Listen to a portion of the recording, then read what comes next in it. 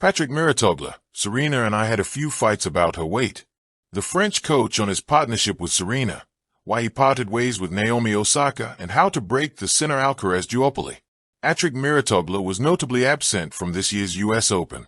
Since his breakout advising Marcos Baghdatis, who he guided to the Australian Open final in 2006, Mouratoglou has distinguished himself as a tennis guru, with pros and prospects making the pilgrimage to his academy on the French Riviera.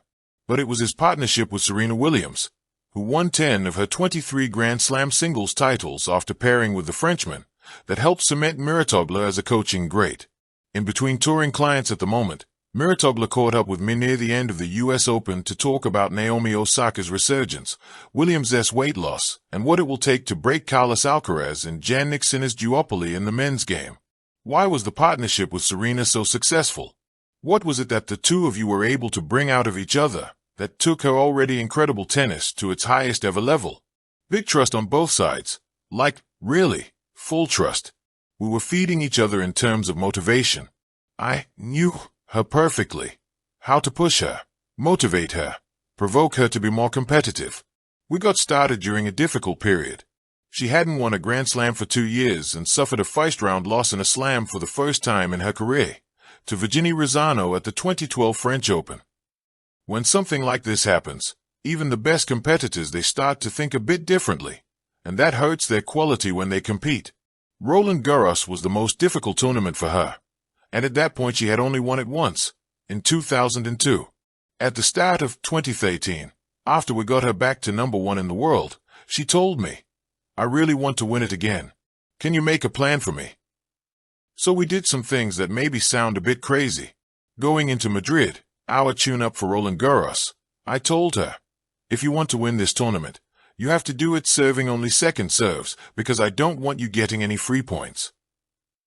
It forced her to work every point from the first to the last match, and gave her so much confidence about playing on clay. Williams posted a 28-0 clay court record that year. Those are the types of challenges that Serena would love because she was really winning a lot already. Recently, Serena has been on a US media blitz to promote a weight loss drug and drawn criticism for undercutting her athletic achievements, much less the virtues of diet and exercise. In one interview, she said that you being hard on her about her weight factored into her decision to take a medical route to weight loss. How do you remember it? Oh, I remember it very well. It was after the pregnancy, not right after. I know these things take time. I told her, "Listen, this is not a comment on how you look. It's not my problem. But tennis is a sport in which you can't afford to be overweight. First of all, the pressure on your joints and everything is so big that your chances become much higher. The second thing is it's a sport in which you change directions all the time and with a lot of speed. Even 1 kilo overweight is a lot. When you go full speed in one direction with 1 kilo extra and then need to stop and come back, the time that you lose is really important. Just look at the best players in the world, Alcaraz, Sinner, Djokovic. Think about their movement. The weight was affecting her movement.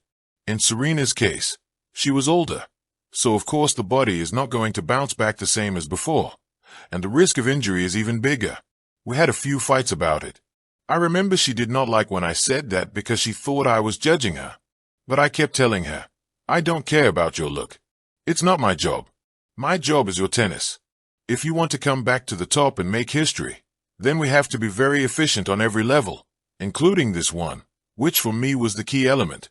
So now that she's lost all this weight, are you like, "Well, I wish she had done this 5, 6 years ago"? I'm not the type of guy who's looking back and having regrets. But, yeah, if she would have been in this position physically, the results would have been better. Sinner and Alcaraz look like they are on a different level from the rest of the men's tour. If you were coaching a guy in the tier below them, how would you get them to believe they could actually beat Alcaraz or Sinner in a slam final? It's funny that you're saying that. When Rafa and Roger were at the top of the game, it was exactly the same situation. The next 8 players all saying it's impossible to win a Grand Slam with those 2 guys. When you speak about the generation of French players who were top 10, Gaël Monfils, Jo-Wilfried Tsonga, Richard Gasquet, they were all saying it. But then a young Novak Djokovic came in and said, "I'm going to beat those guys and be #1. And everyone laughed and said, "Who's this cocky guy?"